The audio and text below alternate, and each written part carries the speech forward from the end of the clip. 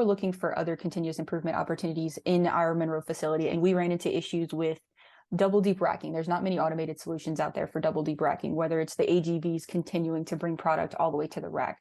So for us, in order to show our customer that we are still interested in continuous improvement, we are still interested in automation, drones was a great way to show that to the customer.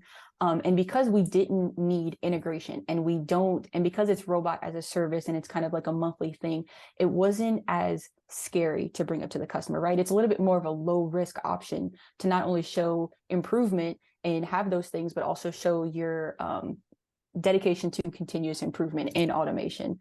So I think it's a great first step because drones have been around, people are comfortable with them. It's an easy first thing. It's also a sellable thing for your customer to be able to come into your warehouse and see the drone flying. And it doesn't take that much, but it's still really impressive. Our customer has had many tours just to come see the drones fly. So they're excited about it. And it was something that was relatively inexpensive to implement, didn't take very long, has been great customer service. And then also, is buildable. You can always add that second drone or add that third drone, or maybe you get a control over things and maybe reduce the amount of drones and start your savings there.